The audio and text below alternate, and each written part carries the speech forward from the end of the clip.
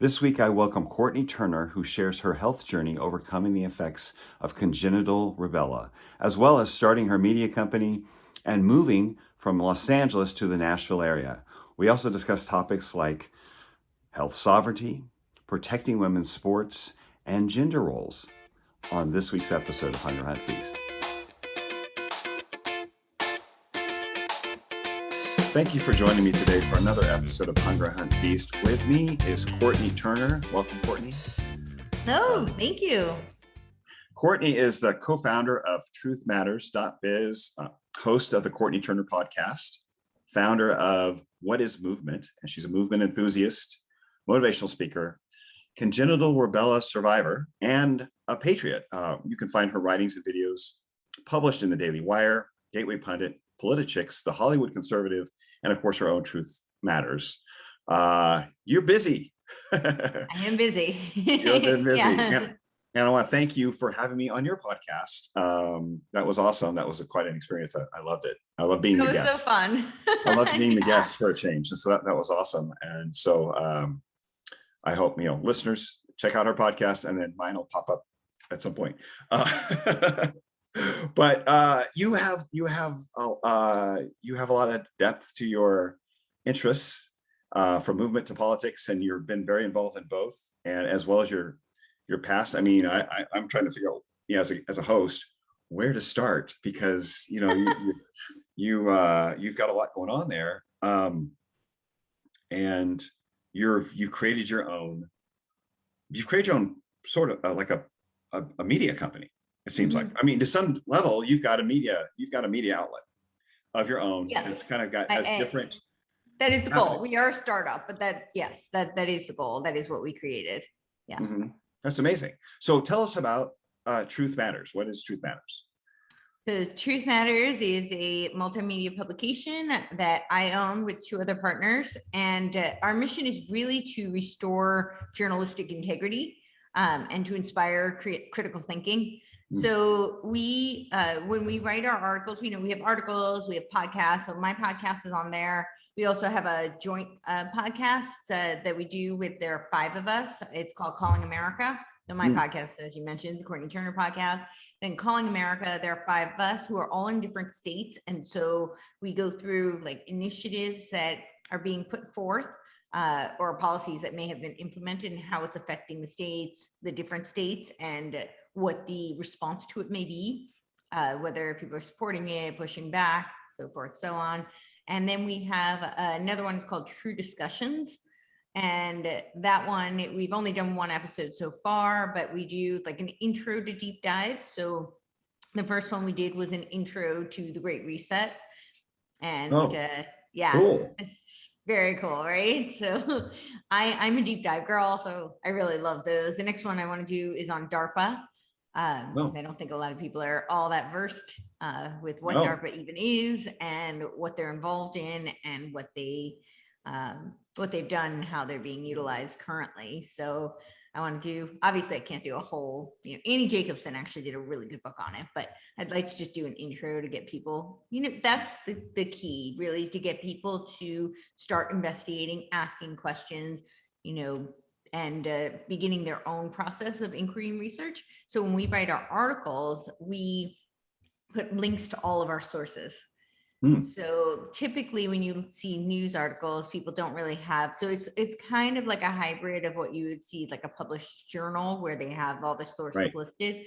But our intention in doing so is to have full transparency, and for people to start to see how they can dig down the rabbit hole themselves. So, Gotcha. Yeah, that makes sense. That's great. I mean, because it does allow people to, as they say, do your own research. It's become a catchphrase of this last year, but most people have no idea where to begin on that. Yeah. And they're looking at purely at media or at opinion pieces, and not really looking at the sources of those opinions. So basically, so if someone has drawn a conclusion from a data source, they're not looking at the data source, they're just looking at the conclusion drawn. And so that's great to have those links, like you said, like a journal. That's why it's so important to us that we show all of our work, so to speak, so that people can see how we came to I believe as human beings, we're not capable of absolving ourselves of bias. And I don't actually think that should be the goal either. I think that people learn better. And I think that you can have better good faith discussions when people know where each party stands, because that's honest. There are times, and there's a time and a place where you may actually not know and you're engaged and you're figuring it out. But it's good to be transparent about that as well. What I don't like is when people will, claim to play Switzerland, who ironically wasn't actually neutral in the end anyway. But, they're just above it. They have no bias, and that's just not possible. Right. But then what happens is both parties are so busy dancing around each other that they can't actually have discourse. So, Sure. we are, we're not, the three of us at Truth Matters are not, we don't all have the same view on everything. And we definitely, we're transparent about the fact that we are all on the right politically, but we're on different ends of the spectrum, different ranges and different parts, and we have different feelings on different issues and different thoughts. But we'd like to present all of that so that you can see how we came to our conclusion. And then you can start looking at all of that research that we did and start looking those primary sources yourself, because it is being filtered through us, but we're giving you, kind of the curated format to start. Yes. Yeah. It's easier to consume that way. And if you want to get an idea, if you want to look further, here's the sources, draw your own conclusion, but here's what we saw, here's where we got it. And that's very transparent. That's very transparent. And people are welcome to look at your sources and disagree with you if they want to. Yeah. But they can see where you got the information and draw their own. So that's so valuable. It's too bad more media isn't set up that way. Right. It's only in journals like we look at it with exercise journals, medical journals, things like that, where we get to click through and see the research and how it was put together. Very cool. So your podcast fits into under the umbrella of Truth Matters, along with so it's on Truth Matters, and so we have I said license it to Truth Matters, and it's hosted on there. But it's very much aligned. As it's a broad spectrum podcast. Yeah. But I think that the free will of humanity is very much under attack currently, and I think it's in jeopardy. So that's really one of my primary missions, is to encourage people to seize ownership of their free will, and to do that through and my hope is that by way of doing that we can restore America, because we can restore and the values and the principles that this country was founded on. So that's through the range of the topics that we cover on my podcast. That's kind of the central theme. Yeah. Gotcha. Well, I know you also, fitness is a big part of your life, and what you talk about as well with what is movement. It's also on your Courtney Turner podcast. You talk about movement. I mean, it's on the Courtney Turner channel, but it's its own channel. Yeah. It's its own channel. So what is movement? Let's fill us in on what kind of. So my premise is that all human beings are designed to move, and the ways in which we do are our unique creative expressions.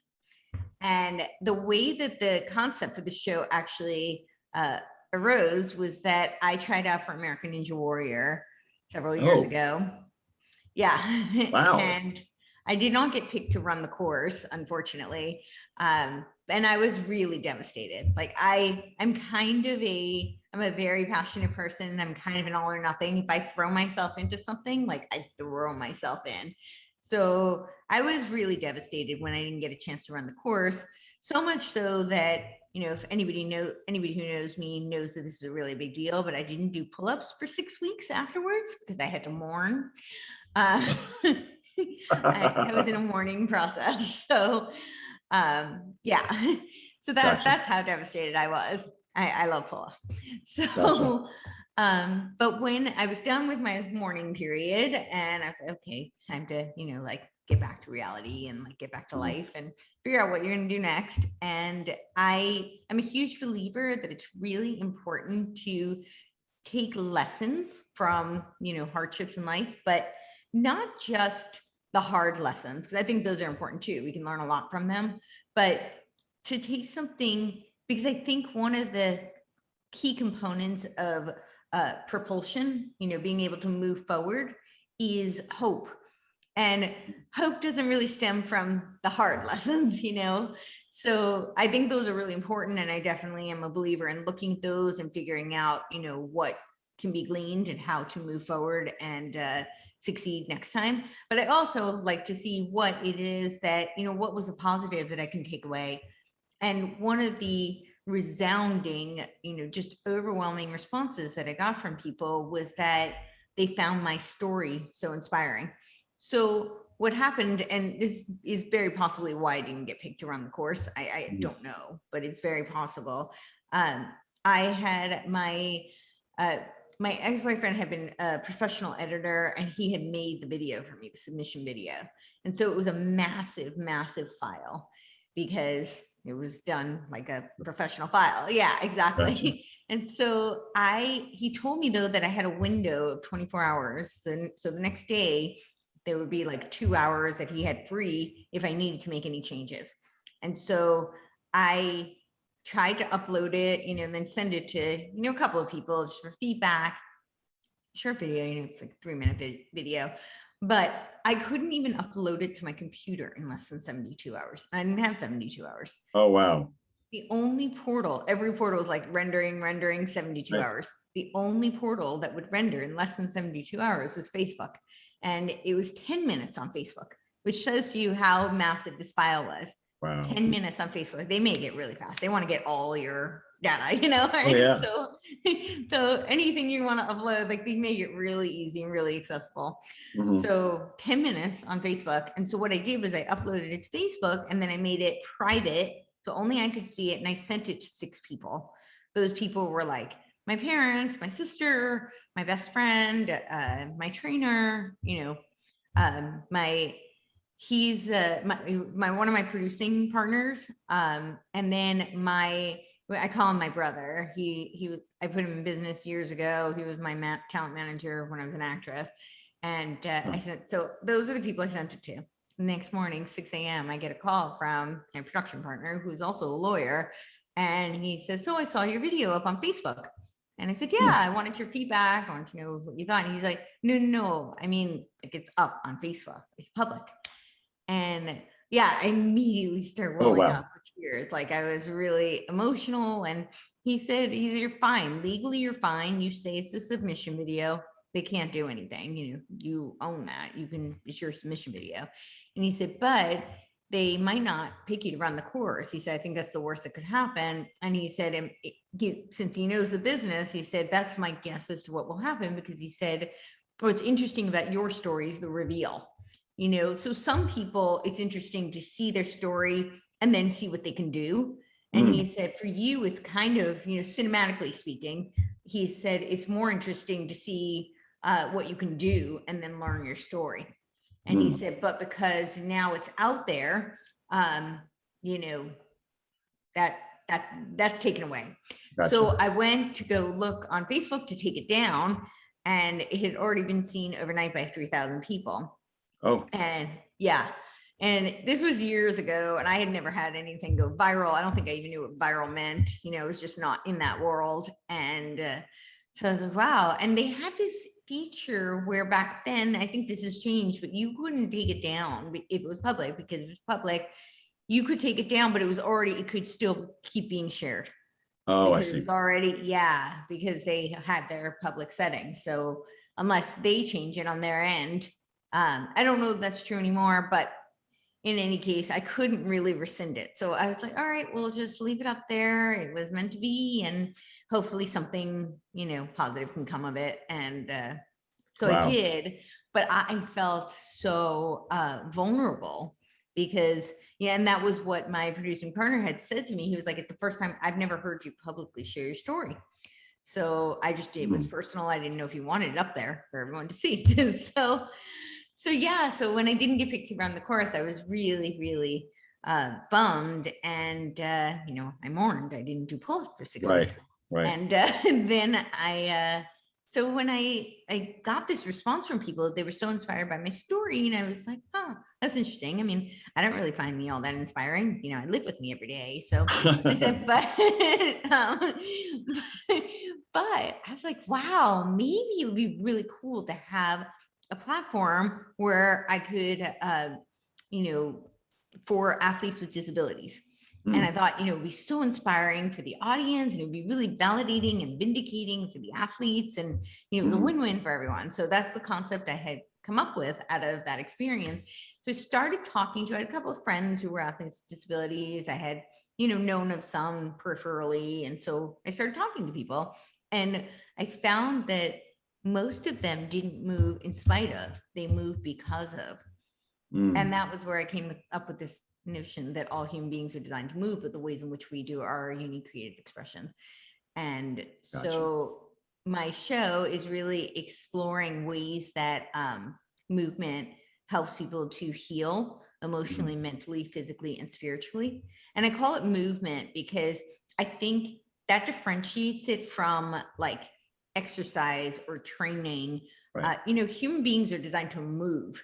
That it is a holistic embodiment of who we are as creatures. We live in a physical vessel, but we are emotional, mental, spiritual beings in addition to physical. And I think the movement is it is very healing and cathartic, and I think it advances us in so many ways. So I really wanted to differentiate that, because I think when people get caught up in, just the verbiage of training or exercise, that has a very specific connotation, and it's not always super positive, or it can be positive, but it's rigid. And that's really not, movement is not rigid. Movement is fluid. And so, yeah. And changing many times. Yeah, exactly.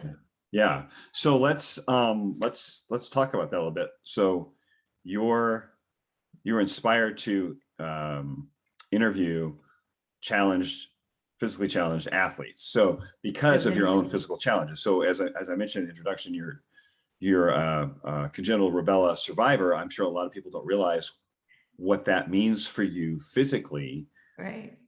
So if you don't mind sharing. Yeah, sure. So my mom had germ measles during first trimester pregnancy, and she was pretty sure that had been affected. My father, this whole story is kind of crazy. My father actually contracted it from my mom's OBGYN's wife, who had been traveling, but my mom was friends with the doctor. They played tennis together, they socialized, and the wife had been traveling and contracted the germ measles. My father got sick. He was like delirious, had a fever of 104 for over a week. Didn't go to the doctor and get checked out or anything, but my mom knew she was pregnant. And so she started doing all this research, and she was pretty sure that she had contracted it from him, even though her symptoms were super mild. Like she had a mild rash on her upper chest, like, that was basically it, but she was pretty sure that's what it was.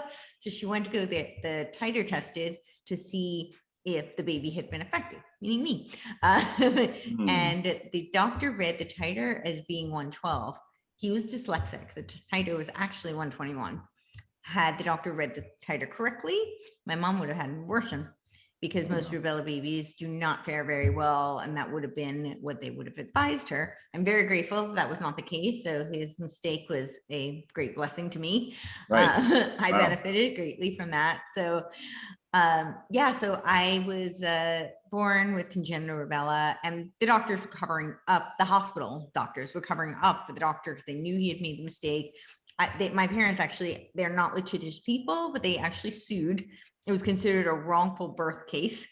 So they sued for my birth. Yeah. And it was the same lawyer as the, what's it called? The Hustler case. Right around the same. Yeah. So I was born with all sorts. What? The Larry Flint. Yeah. Oh my God. Wow. So I was born with all sorts of challenges. I was blind in one eye. I am blind in one eye. I was born with bilateral hearing impairment. We actually didn't get me hearing aids. So I was almost 6 years old, because I learned how to speak by reading lips. I was born with hypotonic limbs. So it means like the muscles, the way I can explain to people is like most people know what hypertrophy is. That's when you build muscle mass, right? So this was the opposite. They weren't being stimulated. They weren't growing. So that affected my limbs, fine graphic motor impairment, stunted growth, was missing teeth, all sorts of challenges. And so they told my mom the best she could hope was to find a nice institution for me to spend my life. Wow. And so, yeah, but here I am. So you're far beyond that. I mean, I've seen, I think social media video, maybe it was your Instagram or you're doing aerial silks. Mm-hmm. Yeah, which is insane. I mean, like I seriously would injure myself on those. And I have a great respect for anyone who goes off the ground and starts moving on anything, trapeze, silks, whatever. But you're anything but. No one would suspect that you were physically challenged by seeing you move around that way and seeing what you do physically. No one would expect to hear that, but after just seeing that, you know what I mean? And so that's huge overcome for you. I mean, even if mentally and emotionally to take yourself to that point, despite what you're being told about what box you're supposed to fit in. Mm-hmm. For your life. Yeah. And you're challenging yourself to go off ground and, and spin around on silks and among other things, of course. But that to me, that was the most like, oh, wow, the most impressive, like I wouldn't even attempt. And so you've taken yourself out of that paradigm that you were given and told you would need to be in for the rest of your life and really gone far above. And so I understand the drive there. I mean, for this What Is movement, it's because it's just in you. It's just you did it for yourself, and now you want to highlight and to create an inspiration, I would assume, for other people. Yeah. I mean, that's amazing. That's Thank amazing. You. Incredible. So do you work with people as a trainer as well? I am not currently, but yes, I did. I coach CrossFit and I did train clients. Yeah. So. CrossFit. Yep. Awesome. Wow. Yeah. I love CrossFit. I'm not like, I don't think I'll ever, nor do I actually really have any desire to. So I don't want to even say like, it's not stemming from like a limiting belief. I have no desire to be like competitive CrossFit athlete or anything like that. Sure. But I really love it because it's so varied. And it's, there's always challenges, and a lot of it is actually really mental. Certainly it's very physical, but that short window intensity, and it looks so daunting. And so much of it really is, it's not nearly as daunting as it looks. And a lot of it is, are you going to push yourself through? Because you can make it it's true with anything, but you can make it as easy or as hard as you want to make it. Right. And it's really, so it really is that game of like, what are you going to give yourself today? What are you going to put in? And what are you going to learn from it? And there's also, because I love to move, I recognize that some days it's not that day, so some days like I can go into a WOD and it's my WOD, okay, I'm here today because I want to move. I know that today is not the day for me to go balls to the wall, but I need to move. And so I can just go in and kind of zone out. And, I don't recommend people treat, training that way where they zone out, but there are days where you're there because the movement is more important than, the max effort for that day, so yeah. But I love it. It's so fun. There's always a great community, a lot of CrossFit boxes are like really supportive and friendly. It's a great environment. And yeah, there's just so much variety. So usually, there's always those things like there are the WODs that, and I feel like everybody has this, like there are the WODs that cater to your strengths and you're like, you're going to crush it and you're super excited about it. And then there are the other ones that you're like, oh my gosh, this is so not my wheelhouse. I don't know how I'm going to get through it, So, but I like that. You like the challenge and surprise. That's awesome. So yeah, you got quite a variety of experience there as well in fitness. But so you're primarily focused on media then right now? So that's your primary focus in? Yeah. Okay. And you've just moved. I mean, you've mentioned LA, but and you and I speaking about this, but you've just moved to Franklin, where I am. So welcome. It's been what, 2 months? Yeah, exactly. 8 Okay. weeks. 8 weeks. Okay. Yeah. I know you were at the Zuby meetup, right? Downtown Nashville. Right. Yeah. I was too. I don't think we met. We didn't meet there, but I mean, we didn't meet there. So funny. Yeah. We connected after. So tell us about like, okay. So let's be honest. Half of California is either getting out or wants to get out. It seems like. I left 23 years ago to come here, but you were ahead of the curve. Well, I just had my fill, but it was it's interesting how many people are moving. But you moved here, you're without, like, I mean, you've got to have an online business, so that's fantastic, makes you mobile, but still, that's quite an endeavor. You've been there for many years, I assume. 13 years. Yeah. 13 years, and you just picked up and moved to Franklin, a suburb of Nashville. What inspired that? Yeah, that's a can of worms. Okay. Yeah, it is the first time. Yeah, right. It is the first time I have lived in a suburb in my entire adult life. I lived in Manhattan, New York before I lived in LA.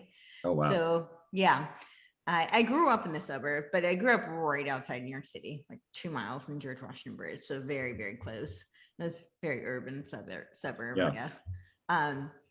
So California was a beautiful, I mean, I lived in Santa Monica. I literally overlooked the ocean. It was beautiful. But they've really destroyed it. And the truth be told, I do feel like I was considering leaving a good 5 years ago. But now I understand. I kind of beat myself up about it at first. I was like, I really should have left earlier, but I understand why I didn't. Moving is a really big undertaking, and especially to move by yourself is a really big undertaking. I did that from New York to LA, and in some ways, I didn't know anybody when I moved to LA from New York. I didn't know anybody there. In some ways, that might have actually been a little bit easier. I was younger. So I think you don't have, I was a lot younger. And I was very starry-eyed. I was an actress. I moved to LA to, do film, pursue film. And so I had a very different kind of outlook that time around, whereas this time was definitely much more grounded. And not to say that was a bad move, or I was coming from a very different place. Sure. And this time, and so now having done it, like, it's daunting to pick yourself up and move across the country, and not just, emotionally and, conceptually, but the physical move is really tough, Yes. I still have boxes, Sure. And I'm moving from a tiny little apartment to, this is like 3 times the space. So, trying to figure out how I'm going to furnish all that, how I'm going to organize all that, and just the logistics of things, and then lining up things that, you take for granted, your service people, your gym, your doctors, just that kind of stuff, and not knowing who's going to be your social network and all these things. So I get why I didn't do it, but to answer your question, sorry, was what really propelled me to move was when I try to sum it up in one word, I would say freedom. It got to the point where it was so incredibly oppressive. So during the early 2020, we went into a full lockdown pretty early on, which was actually part of the reason I had started the podcast, was because, they were requiring masks to go anywhere. I'm hearing impaired. I learned how to speak by reading lips. So the masks were just devastating for me. I'm sure. I felt completely isolated, and I was actually isolated. They locked us down. So people were getting arrested for going for hikes and walking on the beach. It was lunacy. And I actually would meet up with a friend of mine. We would drive an hour and a half to go for a hike. Oh, wow. Get out and socialize. Yeah. So it was a really, really tough time. And then, they did open back up, but things kind of just got worse. Then they started pushing now, these injections that they're pushing, and Right. now they're back to wearing masks, and I just felt like I was in battle constantly every day. I got to the point actually with my own building where, they were mask Nazis and they were constantly harassing me. And the building called a couple of times, telling me they really want me to wear my mask. And I said, I don't want to wear my mask. I have a medical exemption and I should not have to wear a mask in my own home, especially since I do have, I shouldn't have to have a medical exemption. That should be my own prerogative. Right. But I did. And so the last time they called me, I said, you can't, this is a mandate. This is not a law. You have no grounds to make me wear a mask. And they said, no, we know that, but we would really like you to. And I said, well, I would really like you to stop harassing me. So if you call me once more, then I will file a suit for harassment. Oh, wow. They did not call me again. Yeah. They were done. They got the point. You're not going to wear the mask. Yeah. They were done. But yeah, it got so, and I also didn't feel safe. So I lived in this very nice part of Santa Monica, and it had become filthy. It was overrun with, a really bad homeless problem. The criminals were being empowered, and so much so that I had my phone in my hand, and it was like a wallet that it was in. So I had my keys, I had everything attached. And I was talking on it on broad daylight, right in front of a restaurant that's literally in front of my apartment. So I'm basically home and I'm leaving a voice clip. A guy comes and snatches it out of my hand as I'm talking on it. The whole wallet, everything. Yeah. And I had started to run after him. And I realized pretty quickly that I was not going to catch up to this guy. His efforts probably would have been better served, training for Olympic sprinting as opposed to stealing. But he was fast. So I started screaming and pointing him like, get him. He stole my phone. Get him. And people actually did. They got in their cars and they started to, they started to chase after him. And a guy on his bike actually hunted him down and retrieved my belongings. Wow. And because of where I was, I figured the liquor store next to me probably filmed the whole thing. So I went inside, I asked if I could see the footage from the camera, and I called the police. And the police kept getting made it super, super difficult and kept asking me, are you sure you want to press charges? Like, yes, the guy stole my property. Of course I want to press charges. What do you think I'm doing calling you? Yeah. So and it was broad day. Like everybody watched. Like when I got my stuff back, people clapped. Like that's the goal, So it just didn't feel safe anymore. And it was just a very hostile environment. And it's expensive and you can't do anything. So, right. You can't, it's like you can't enjoy the state for what people move there for, which is the mountains and the ocean and together. And then you got the desert nearby and you've got, it's just an incredibly, as I grew up there, incredible landscape of states. The diversity of topography is incredible. I said that better. So yeah, it really is. And yet it's being dragged down the drain pipe, honestly, financially as well as culturally and legally. It's right with not being able to enforce laws from San Francisco all the way down to LA. And my daughter actually lives out there right now. She left here, moved out there. Like, you're going the wrong way. Aren't you paying attention? Yeah. Everybody's leaving there, coming here. But she's doing her thing. She's 25. She's doing her thing. And I encourage her to find her way. And this is the age to do it. In your 20s, you go explore, you go wide-eyed, you go make mistakes, you go figure things out, and you figure out where you're going. And so I'm all for her figuring it out. I just want her to be careful about it and be very aware of where she's at. And she is. But at the same time, having grown up there, a daughter there, I'm aware of what you're talking about. It's a cesspool. You couldn't pay me enough money to live anywhere on the West Coast of the United States. There's not a state that's worth moving to, as far as I'm concerned. That's me. And speaking from experience, but it's such a shame. and people are leaving. They've lost representation in Congress, and it's going to Texas and I think one other state that picked it up. And I can't remember which one it was, but they picked up representatives, like Texas and one other state picked up representatives, and California's lost one or two. So it's from the migration of people, and they're coming here. They're going to Idaho, they're going to Texas, going to Florida. There's a mass exodus, and apparently it's still not getting through to them that, hey, you might be doing something wrong and alienating a large portion of your population.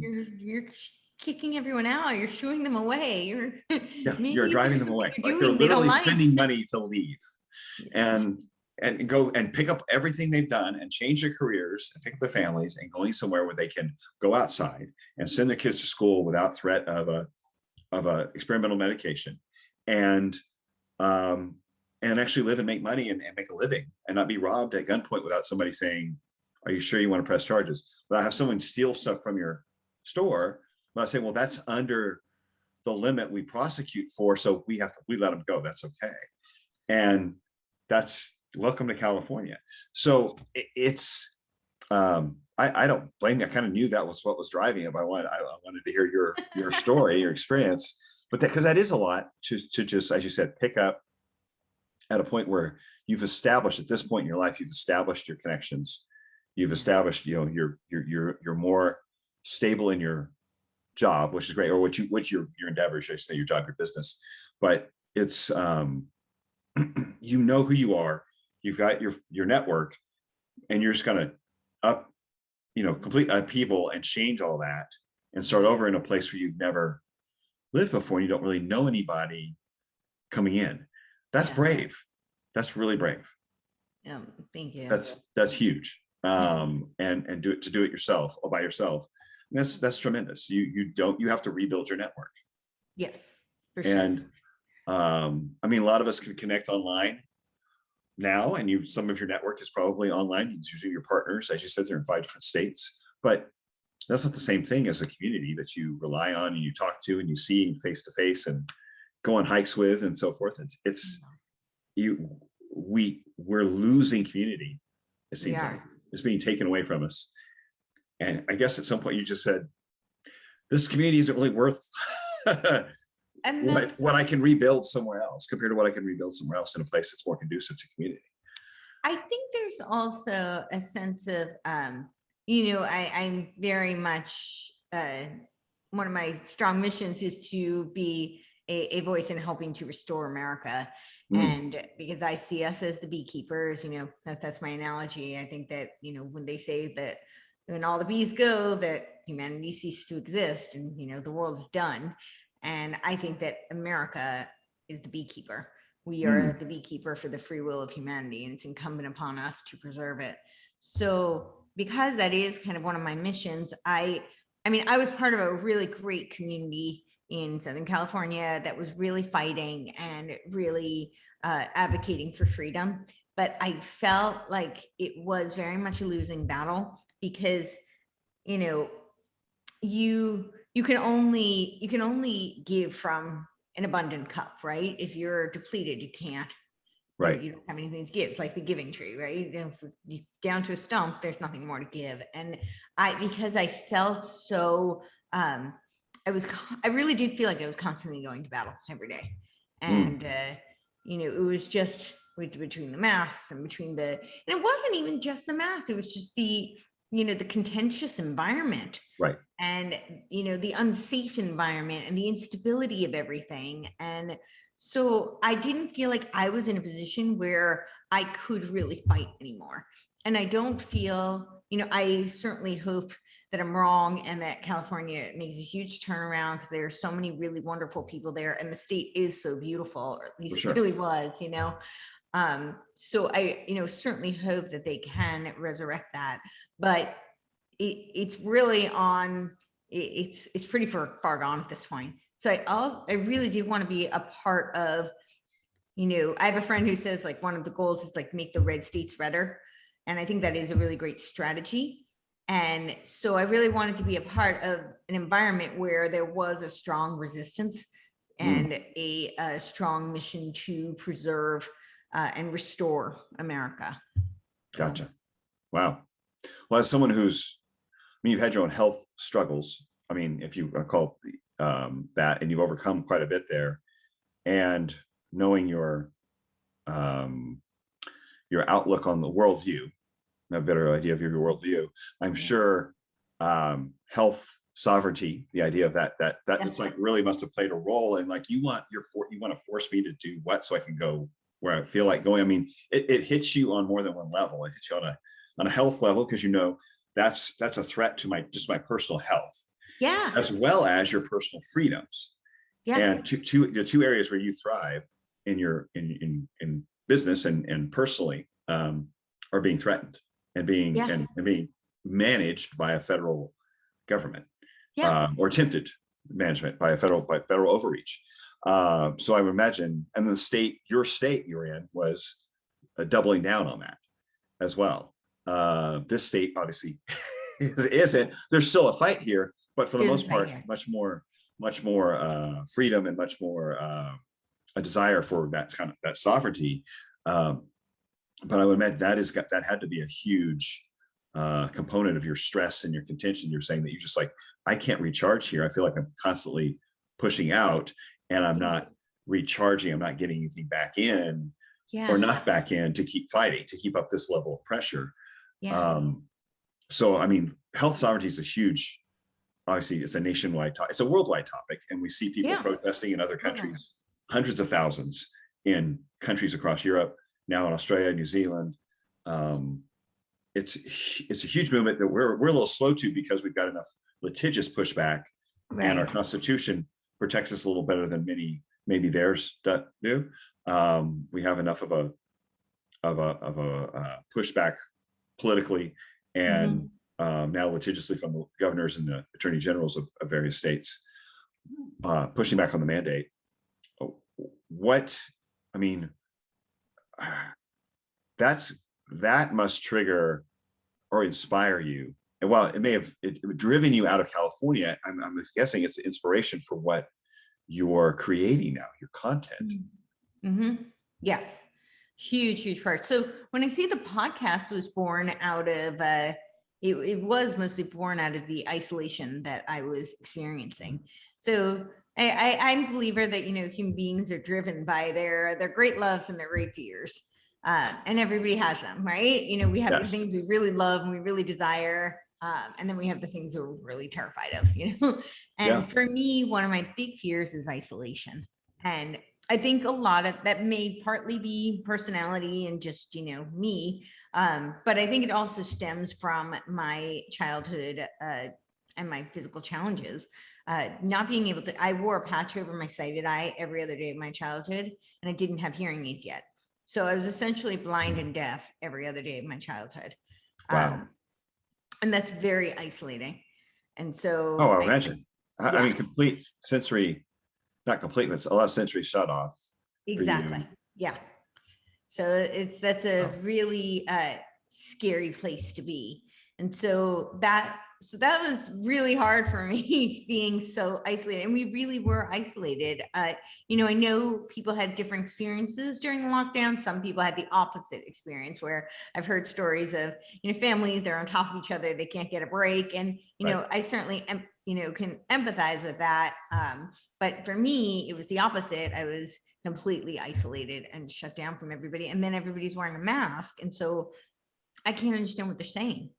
So that was just really, really hard for me. And a lot of people had suggested doing the podcast. And I remember thinking, well, even if nobody listens, it might literally save my life, because at least it's not the same as being in person with people. You don't have that, our hearts have electromagnetic field up to, they say between like 8 and 12 feet. So there is literally an energy that resonates from being in person with someone. Absolutely. But the next best thing is, at least I could see people's faces on Zoom, and I could talk to them and have conversations and feel, that human connection, and not just the human connection, but the intellectual stimulation that I was really desperately craving, because I started reading so much during the lockdowns, and then I had nobody to talk to about it. So that was a huge part of why I had started it. And then Truth Matters, I was on, all these different threads. I had started since I was feeling very isolated. And I also, I wrote my college thesis on existential authenticity. So it's a huge, it's something I'm really passionate about. It's something that's really important to me. I want to live my life with integrity. I think everybody should. But when I'm out of alignment with my own personal integrity, I literally feel sick. It's something that's really hard for me to reconcile and wrestle with. So I often have to contend with that. And one of the things that in the early stages of lockdowns that I just felt was that I was part of the problem, because I think a lot of times conservatives engage in autocritique because we're so used to being censored, and therefore we don't speak. We're afraid to share our opinions. And I was right. So I was like, I don't want to be part of the problem. So you don't want to be in an argument every day. So you're just like, I really don't need conflict in my life every day, every time I go somewhere, every time I talk to people. I don't need constant conflict. And for that to follow me every time I walk into my workplace, every time I walk in, because they've already targeted me as some sort of extremist, that's going to, we know the drill. We know the drill. You've been called the names. You've been fit all into the names, yes, into the little domestic box. violent extremists, yes. Yeah, we're violent extremists. We're the people your mother warned you about that are going to take over the country and burn things down. Right. So I started I started sharing articles and just, I really what I thought was very benign, but just, speaking, I would share some articles on social media, and through that, I did end up getting in lots of fights, and I did, online battles, but right. but I also got invited to several different threads, just conversations, online conversations. And one of them was actually how I met my two partners for Truth Matters. So, oh, yeah. Cool. Yeah. I mean, it's been a great way. I started my podcast because I had suddenly, when the lockdown came and people were kind of pulling back I go to people's homes and work with them. And suddenly there was a bit of a pullback on on training. I was like, man, we're going to just take it easy to see what happens here. So there was people, and I understood that. I understood that there was let's see what this looks like. Right. There's all this fear is coming from the government. We're shutting down the entire country for 2 weeks at least. Businesses are great. We're worried about hospitals being overrun. Let's pull back and see what happens. And that was normal. And I'm like, I'd been thinking about doing a podcast for a while, but it's like, I've got some extra time on my hands. Seems like a good way to connect with people and talk. And it's that connection. It's the conversation. It's long form. It's not sound bites on social media. Right. It's not little phrases. It's not bickering with strangers and trolls. It's having conversations where you can pull out thoughts and explore them and unpack them and talk to someone like-minded, even if they're not next to you, even if they're not in your workplace or across the country or in a different country. You can make that communication, that connection. Yep. And have those conversations and express yourself. I completely understand. I 100% was motivated from a different set of circumstances, but I understand the desire and the need and that wanting to communicate with people who are at the very least like-minded, Yeah. So you don't feel so drained. So you don't feel so beat up, and you don't feel like that the world is collapsing. No, there's hope out there. There are other people who have some sense of personal sovereignty. They don't want to be driven by fear. That it's who don't think it's cool to trust the government and big pharma, which somehow I don't know when that happened, but it hasn't worked on me. But I'm like, wait, you're an artist, you're a musician, you're an actor. Why is the government suddenly cool? Right. Aren't they the man? Aren't they the man? Is that big pharma the one that's been, killing us, and we've been suing for years and been penalized for billions of dollars and selling us drugs we don't need? And so I don't know. I think it's I totally get it. I didn't mean to interrupt you, but I could totally identify with what you're saying. So we had a little break there, a little pause, a little technical difficulty. We're back. So we're talking about the inspiration for the podcast, and I was talking about myself for a second, but no, it's that's great. That, I mean, it's how this has stimulated, I think, a lot of people who think the way we do to connect with each other and create communities beyond the restrictions, and to really find a way to push back and connect our ideas and feel some solidarity, despite the fact that the intention was to isolate us. As you felt isolated, that was the intent, and yet I think it's really opened the eyes of a lot of people who weren't seeing it and maybe thought, people are just being overly suspicious. And it's got a lot of people who've been warning about this for a while, or just very aware, to say, hello, we've been saying this for a while. This is a problem. This is overreach. And it was such a huge power grab that we've seen, especially the last 6 to 8 months, that people are angry. People are angry. Some people are waking up. Some people are just going, oh, wait, whoa. And they're flipping their views, or they're trying to figure out where they belong, because they don't really like one side or the other now, some of them. And they have to pick the lesser two evils as far from their point of view. But then there's others who's like, yeah, this is what we've been talking about for a while, and we've got to do something now. We can't wait, because if this goes any further, we're going to lose the chance to really take back, as you said, what America's about, what the US is about, which is minimal government control. A diversified government and the states, federalism, as we talked about before, and where you have local governance. Local governance by the people, where we see our politicians are much more influenced by their constituency, and we just have the freedom to do what we know we're supposed to have. The freedoms we already have, given by God, defined by a constitution, not given to us by a government, but now they're trying to be taken by a government. And if that doesn't unite people, what will? Good question. That's what created this country to begin with, right? So what's left of that spirit? What's left of that desire to be free and have minimal government overreach, have the government do its job, which is control borders and help manage economy to some degree, and defend us from intruders, but let us live and build businesses and build our lives and thrive and have decisions have autonomy. Yes, exactly. Yeah. And it was an experiment in self-governance. I mean, that's what it was supposed to be. We, the people, by the people, for the people. Right. Not for the elites. Not, or for the benefit of the government. Right. Exactly. Which seems to be what has happened. Which seems to be what this has been about. Benefit of the government. And what does this have to do with health? Everything. Because if you live on the side of prevention, which is I'm preventing disease, I'm living my life to prevent my vulnerability to disease, to being subject to a healthcare system, which is there as a safety net for when things go wrong.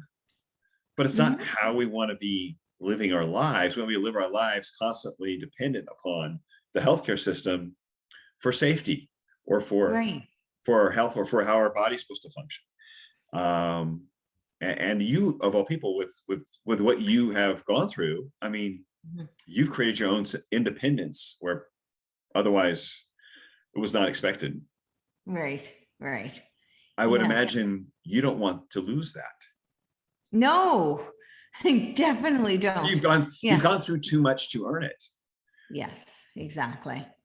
And I do think it's really interesting, when you say, what does health have to do with it? Like, I think it's really interesting because in a lot of the industry, like a lot of the fitness industry is a very woke, at least where I was very, very woke. So it was really interesting to see so many of them wake up, because they're like, wait, but we're into health and we don't understand, why are you shutting us down if there's a health crisis? Shouldn't we be? So they were really confused, and that actually really woke a lot of them up. Wake up, not woke, but awake from their wokeness. Healthcare and health are not necessarily the same thing. And there's a healthcare system, and then there's living healthy lifestyle, and you do one to prevent having to go to the other. But yeah, I'm glad to see people waking up even there. Yeah. How much they'll change of their lifestyle, or how much they'll change the way they vote or way they do things, who knows? But I would guess that's probably part of your desire to move as well, is that I need to go where I have sovereignty. I can hang on to what I've fought for myself. Yeah, absolutely. I feel like so when I see that, I think it's really healing. I think that because for me personally, not, having sensorial deprivation, I was able to learn a lot about the world around me through movement. I was able to compensate for lack of vestibular sense, that comes through hearing, by navigating, physical skills and terrain. I was able to learn how to compensate for lack of depth perception. I can't get motion parallax, but I can compensate for lack of depth perception. And I think a lot of the, gymnastics type feats that I've been engaged in for most of my life, really teach you a lot about that, because you have to figure out how far away things are and adjudicate, whether or not you're going to be able to complete or land or, whatever it is. And, also to gather your sense of your body in space. And these things are, they're certainly important in sports, but they're not just important in sports, they're important in life. It's really important in navigating the world. It's important in driving a car. It's important in conversation. It's important just walking into a room so you don't bump into things, and you don't like trip over people, Right. So these are things that movement really did help me with. And I think, we know now so much of the science talks about how, one of the strongest ways to mitigate against cognitive decline is to move, so we know that it enhances neuroplasticity, it enhances, the growth of new neural pathways. So all of these things, I think, for me, having been born with so many things, that were out of my control, it was the one thing that I could do to empower myself and to teach myself. You learn so much about so one of my biggest kind of messages to people when I would do motivational speaking and I would do the acrobatic performances, was to talk to people about how, we know so much about the power of movement to heal, certainly physically. I just mentioned like the cognitive decline, mitigate against that. So there's lots of discussion and science around that. But one thing people don't talk that much about is the philosophical element. And movement to me is a metaphor for life. And I think it really shows people how they can surmount challenges in other areas of life because it's so tangible. And that was something that I really love and I wanted to share with other people, because it really teaches you how you handle yourself when you're up against challenges or when things come easy to you. What do you do then? Right. But because you can't escape it, where so many things in life are, they're just not tangible. So you don't have, and they're not linear. So oftentimes you can't track it, and therefore it's harder to learn the lessons. Whereas with movement, it's a lot of times pretty black and white. You're going to get in what you put it, you're going to get out what you put in, so, right. And you're going to see, we all have different genetic factors, and we all have different, we all have different skills, and we're not always going to end up in the same place, but we will all see some sort of results. We'll all see some, we'll always have an opportunity to learn, and it'll be very tangible. So, right. Yeah. Right. Yeah, the results are tangible many times. Yeah, exactly. I mean, it's like, if you're, whether it's a skill or whether it's if you're trying to lift a weight, like you either do or you don't, Right. It's like, it's not like, oh, well, maybe there's a gray area there. It's like, no, you did or you didn't, so. And you can feel it in your body. You can just feel, can feel that physically, you feel the stress relief, you can feel, you move better through the rest of your life. You respond better, you react quicker. Especially as you get older, it's like you lose that the sensory, the nervous system has to be stimulated. Those muscles connect to the brain, and the sensory goes there and back. So it's being able to manage unexpected situations physically and Yeah. engage with people recreationally. I mean, it's just, there's a lot of benefits beyond that we could list here. Locking people in their homes isn't helpful, and shutting down the health community isn't helpful. While the liquor stores are open, as we all saw. And there's also the emotional component, I mean, it releases endorphins. A lot of Right. times it can be social. It's I know for me, through hard times, that's always what I turn to, because it creates a sense of routine and it's empowering. It doesn't matter whether or not you made like tremendous progress that day, just completing it is incredibly empowering. Getting up in the morning and getting it done first thing is Yeah, often empowering for the rest of your day. Like, it's like, look, I just did the hard thing first thing out of exactly. bed, and now the rest of the day I can keep doing hard things if I need to, but that may have been the hardest. That 2-minute plank may have been the hardest thing I do all day, or that that squat, or that those lunges. Man, if I got through that, this meeting's gonna be no big deal. And so it's like you said, it's empowering because you accomplished it and you finished it and you did it before, when the rest of the world might have been sleeping, or before the sun gets up, or so.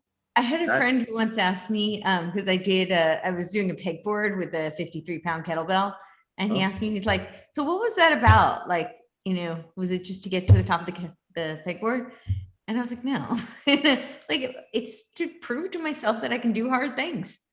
That's really what it's about. It's that challenge shows me that I'm capable and I can do hard things, because life has a lot of hard things, so yeah. So I want to know that proves to myself that I can do hard things, and that therefore I can navigate through life, because we don't always know that. We don't know what challenges we're going to be up against. We don't know that we can navigate those challenges, but we have things we can seek out a fight. We can prove to ourselves and choose that, here's a challenge I'm going to take on, because that challenge is something I can actually possibly complete. And then I can prove to myself that I am capable of taking on other challenges. Yeah. Wow. Yeah. That's every bit of it. I think I see that with my clients as well, where they do something they couldn't do, where I remind them, you remember 6 weeks ago, you did 3 of these. That was all you could do. That was it. You couldn't do this. Or if they're coming back from an injury, it's like, when we started back, you couldn't complete this. You couldn't do this. Exactly. Can you imagine doing that then? No. And they can see come out of that moment and see the progress over time. That's empowering. That's like, whoa. I mean, how much more can I do? How much more progress can I make in other areas? Again, as you said, you want to take on other challenges because you feel like you've overcome something. Probably one of the biggest benefits as part of your motivation, as you've said, it's like it prepares you for other challenges in life, or it helps you overcome other challenges in life when you overcome those physical obstacles of a workout, of a simple workout, of just completing. And that's brilliant. I mean, that's really and people who don't exercise may not see that, may not get that. They don't get the connection. And I'm sure you've seen that, where people look at you blank, kind of blank stare, like, what do you mean? Why is it? Oh, because you did push-ups and squats, do you think you can take on the rest of your life better? It's like, because I've did something that I didn't, my body was telling me you're tired. I did something that I didn't know I could do. Right. That's really it. I mean, when you get into it, like, you don't know if you're going to be able to do it. That's why I take on challenges like that, pegboard with the big kettlebell. It's like, I didn't know if I could do it, and I wasn't even going to try to go to the top. That's too scary. I mean, if I failed, like, that could be really dangerous. But I tried to get halfway up, and I did. And I didn't know if I could do it at all. And that's really it, is that, you take on those challenges because they're within reach, but they're difficult. And you don't know in that moment if you're going to be able to do it. And when you do, that proves to yourself that you are capable of more than you thought you were. Right. Absolutely. So in your life then, with Truth Matters, with moving to Tennessee, what's your big challenge now? You've moved here. you're here, Yes. you've got your business going, you've got a great podcast going, you've got a couple of things going, and you've got this media company that you're growing with your partners. What do Mhm. you guys, what are your hurdles? What are you guys wanting to accomplish? What's your message? What are you trying to bring together? I really want to know, because obviously you are driven by this, Yeah. because you continued it within California, and you're continuing as you've escaped California. This has got to be very, very meaningful to you. What's on the horizon? What do you see? What are you guys trying to overcome or accomplish? So, this was born out of a mission. So I feel like it's a mission driven business. But because it was born out of a mission, it really was a mission driven hobby. So, Gotcha. it was I think they always say, like, if you weren't paid, would you do it? Well, yes, because I wasn't. And for the most part, Right. I'm not. So, so that is the transition that I would really like to make, is that I would like to, grow the business. They're both startups. And Gotcha. I would like to grow it so that I can keep funneling it back in, because I want to really have an impact. I want to, inspire people to take ownership of their free will. I want to inspire critical thinking. I want to restore traditional American values into the culture. So we have a lot of visions. Certainly I want to grow the podcast to a point where where I do feel like it can have an impact, and people are being heard. And then at Truth Matters, we want to grow it to a full multimedia publication where we have, so we've had a couple of submissions from other writers. We'd like to grow that, be it, like a full scale publication in that regard. We'd like to have other podcasts. We have visions of getting into the entertainment sector, getting into and possibly education as well. So those are down the road. Sure. But we do, have visions of really, we've already started some merchandising ideas. So I have a bunch of like sweatshirts and things that I made up. So I'd like to continue with Gotcha. that, and really just have an impact, I think, in the culture is one of the things I feel really strongly. Breitbart said that politics are downstream from the culture. And I think that we really lost the culture. There's a term that the Frankfurt School used, a German word. It's Affenhaven, and it means literally, the literal translation is to negate culture. And that was their goal, was to destroy the culture.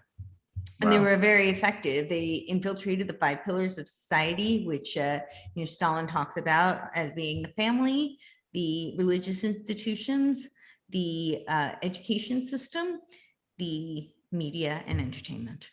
And we can see they were pretty successful and effective, unfortunately. You think they had a plan? You're right, almost as if they did. Yeah, crazy. As effective as it happened, you think they'd have a plan, and yet the conservative side seem to be completely blindsided and not have a plan. Right. I mean, really. Yeah. I mean, not much of a plan. Let's just, things won't change. This won't happen. That'll never happen. This will never. We're America. America's changed. Culture's changed. Yeah. It's, as you said, they've invaded those 5 pillars very well. Yeah. And we're having to fight just to take back the schools without being, as we've seen today, as we're recording this, the FBI has been tracking parents. We're tracking parents who were pushing back against their school board. That's a great use of the FBI. We got cartels running amphetamine across the border like crazy, and kids across the border like crazy, and we're tracking parents at school board meetings. Priorities might be a tad bit skewed. I mean, if that isn't an attack on a political enemy, using our justice system to attack a political enemy, I don't know what is. But then we've been seeing that for 2 years now, and so, or more, really. But much longer. It's really coming to the forefront, though, in the past 2 years, where it's so visible in plain sight. Against citizens, and not against political operatives, not against people who are in politics like a political opponent, but actually against citizens who are just trying to preserve their freedoms and protect their children, protect their house, and protect their sovereignty. And they're being or defending themselves. And they're being treated like criminals. Yeah.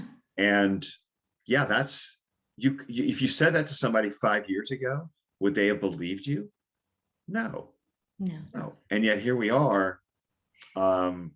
Yeah, there needs to be a bigger platform for those voices, like what you're trying to build. Yes.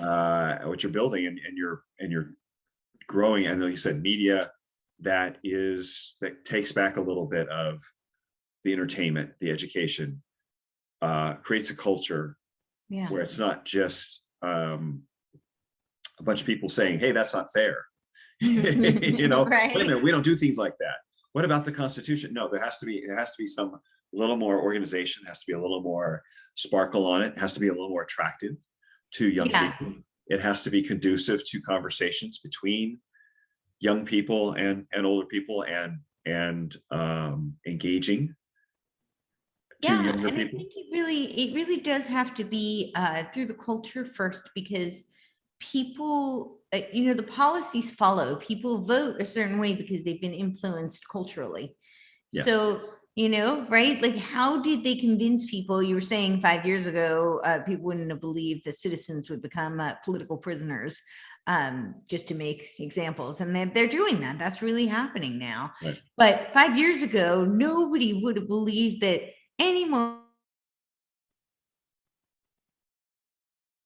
for criminals and robbers, and that's what you think. When you think of mask on somebody's face, you think that they're going to rob a bank. Right. Yeah.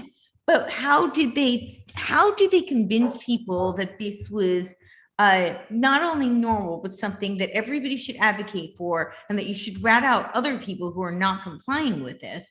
They did this culturally. They did it through shaming. They did it through fear. They told people that they were good people because they were protecting others by wearing a mask, which is a lie.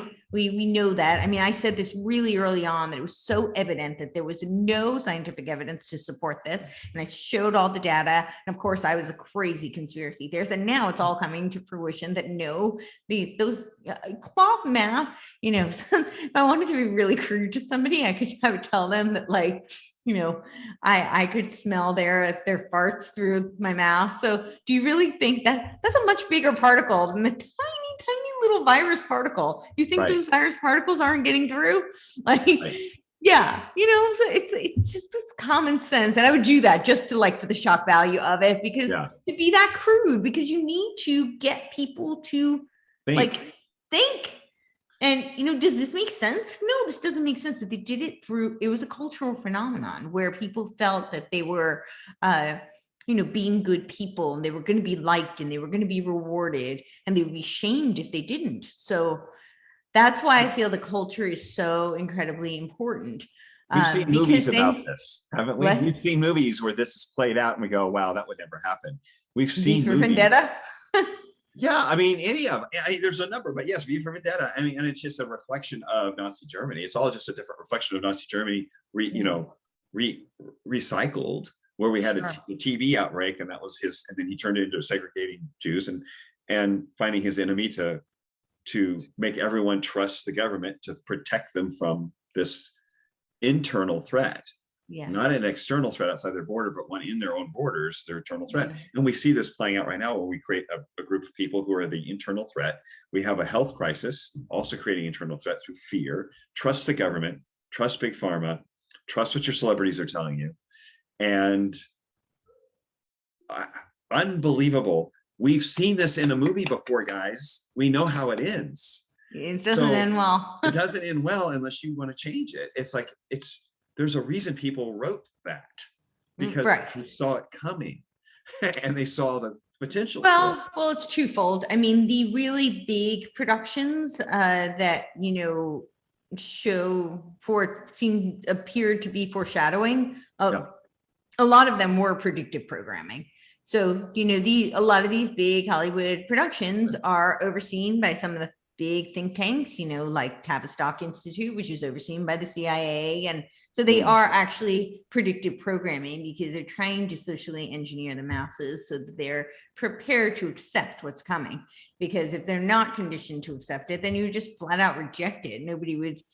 And so much of this is just so ludicrous. It's like, it's a clown world, It really is. But I certainly that's not to say that there are no, original, meetings where people are just thinking crazy things and writing them from their imaginations. And wow, here we are. Yeah, but we see where government control overtakes free thought. And you're all programmed to not only follow these rules, everyone follows the same rules and everybody's in the same little box, but then you tell on the people who don't, and it's all based on fear and instead of freedom. And we've come to value, it seems, value fear over freedoms. Yeah. Or value, that it's like protection. Safety is really, safety. Those like the Ben Franklin phrase, like if you choose your security over freedom, then you deserve neither. Yeah.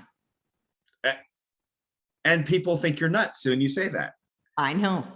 I'm pretty sure I got fired from a job for saying it, actually. Oh. Can't prove it, but I'm pretty sure. Yeah. It was like a week later. I was talking about this and about a week later I was fired from the gym. I was like, interesting. Oh, from a gym? Mm-hmm. A gym? Yeah. Not a media company. A gym. No, a gym. Yeah. A gym. That I could see how your thoughts on that would be vital to how you help people in their health and their work. Yeah, I believe in meritocracy. I believe in, work ethic, personal responsibility. And these are things. So this is one of the things I love about athletes because, no matter how talented somebody is, like if somebody wants to go to the Olympics, they're not going to get there by sitting on the couch all day. It doesn't matter how talented they are. They have to get up and go after it. And then they still might not get there, but they know that they have to put the work in. And athletes understand that, they know somebody else may be more talented. Somebody else may be more lucky. And there's always, life is unfair. Sometimes corruption occurs, there are people who cheat, so forth, so on. But they understand the bottom line is that the premise, that it's predicated on is a meritocracy. It doesn't matter, how much melanin you have in your skin. It doesn't matter, what you look like. It's how much work did you have and family how is, talented where family you came from, or anything like that. No. Or what kind of neighborhood you grew up in. You got to earn it. You got to earn it, and talent will, but hard work will beat talent any day, right? So hard work will beat talent when talent doesn't work. So when talent doesn't work hard. Yeah, exactly. So they understand the talent, that's your gift. And I personally believe we're all born with unique strengths and talents. Sure. And it is our job, it is our duty to share those because that's our contribution to the world. And that's how the ecosystem works. You look at the ecosystem of, the animals and the, nature and how that all works together. And it's beautiful. It's a beautiful design, but humans are that way too. We're all so different and we all have different strengths and weaknesses and they balance each other out. But it's our job to use those talents and share them so that other people can benefit and so that we can buffer out somebody else's weakness. So I think though, that's something, athletes do get. It's that's their talent. That's their gift. They need to use it and work at it.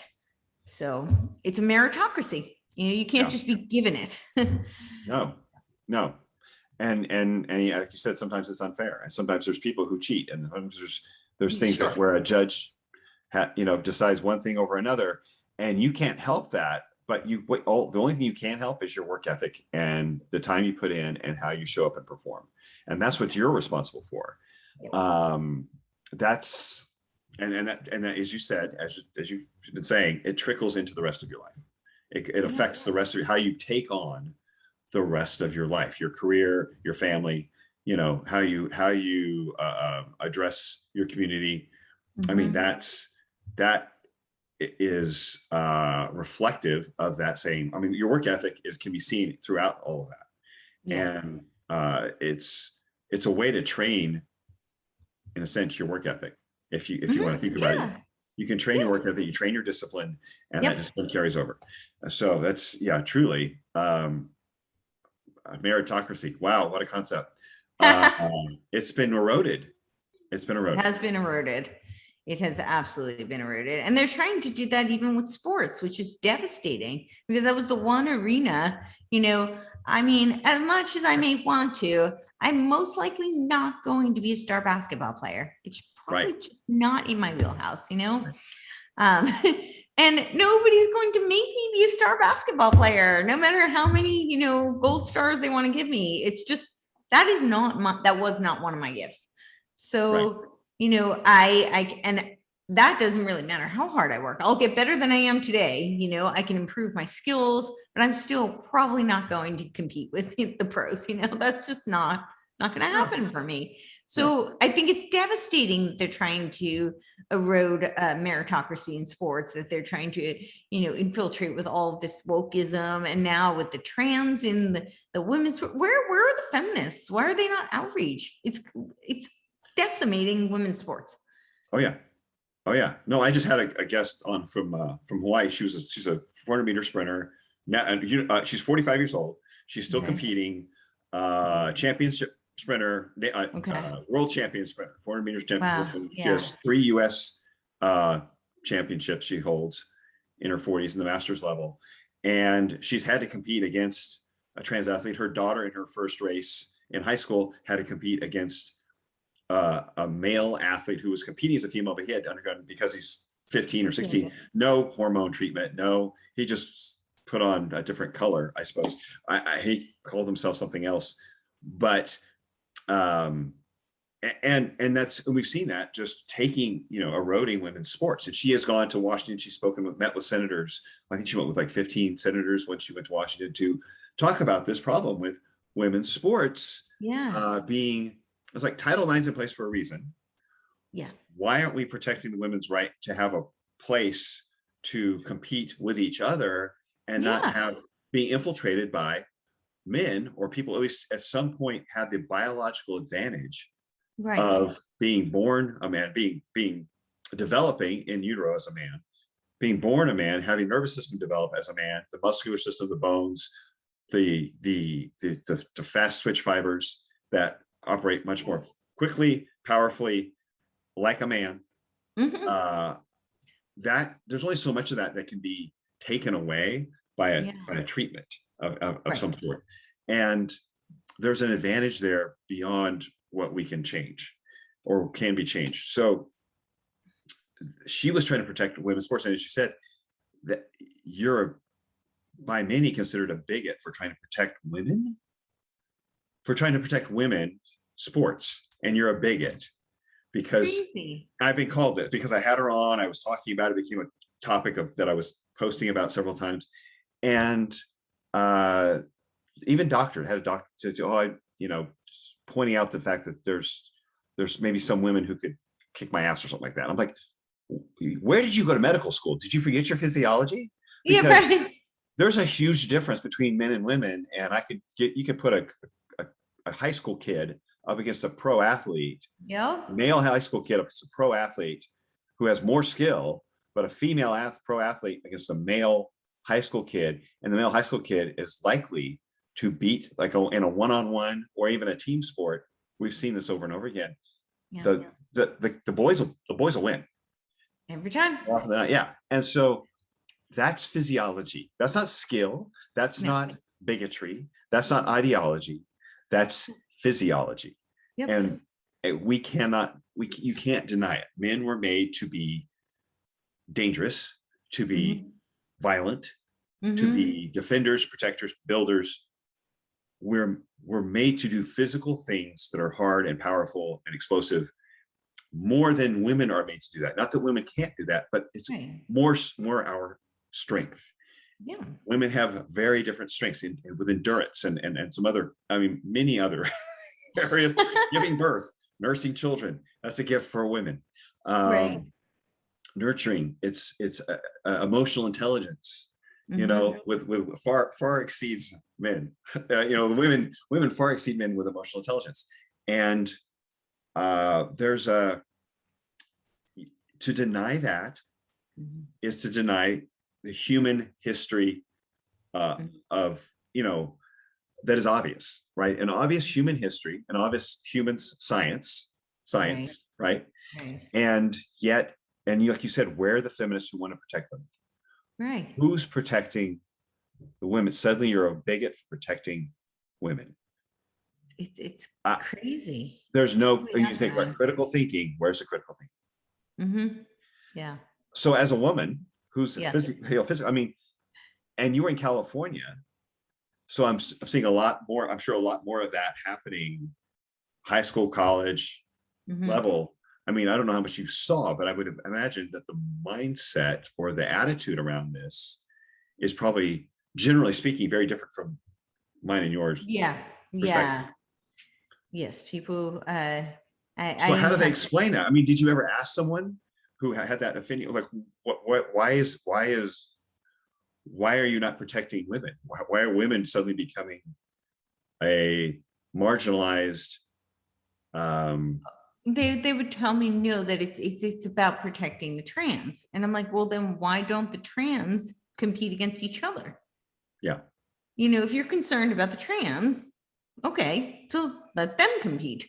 I'm not saying they don't need to have a place to compete. They can have a place to compete, but why do they have to take away women's opportunities?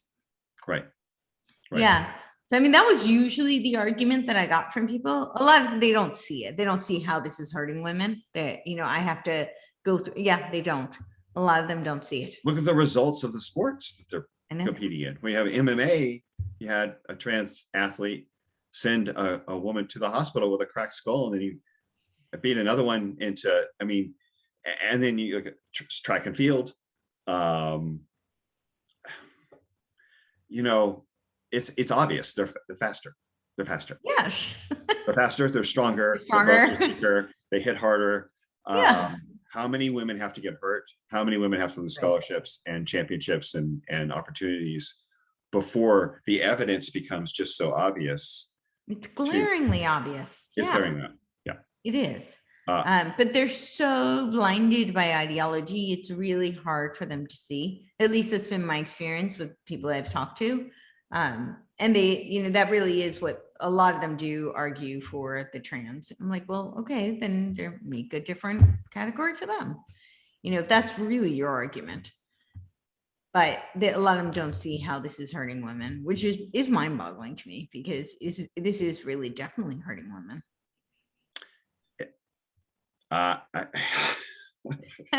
So it's hurting women. The women who are supposedly protecting women aren't protecting women because they're scared, probably scared culturally of being marginalized as well. Or being I think. And so once again, more fear of being canceled because you're doing.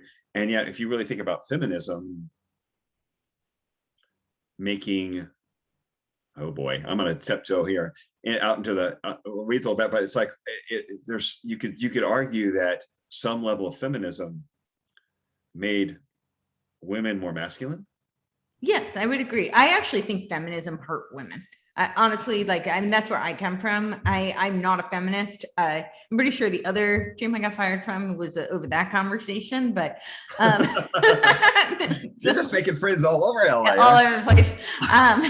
But yeah, so I'm not a feminist. Now, that's not to say that I don't think that women should be able to work or, Vote or vote, or although I think there might be some truth to Ann Coulter's comment that, if women didn't vote, then we might have more of our we might have more conservatives in office, but I don't really mean that. Or rather, I don't really mean that we should take away the vote, from women. That's not and certainly I think they should have the right to work. But, the problem with feminism is that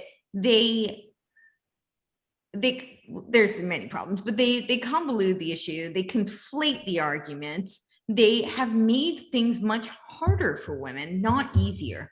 So great that now women have the opportunity to work, but the flip side is that, and I think they should be able to work if they want to. Sure. What people don't understand is that the American dream was the American dream for a reason. And part of the American dream was the fact that people could come here and you could have, one person, most likely the man, who is biologically the hunter, the protector, the provider, right? Right. You could have him work, and you didn't need both the you didn't need the husband and wife to be working. You could provide for the whole family. That has been destroyed. And now, certainly with inflation, it's getting worse and worse. But, it was also feminism that was a huge part of that, because now the women are going into the workforce and creating, further competition.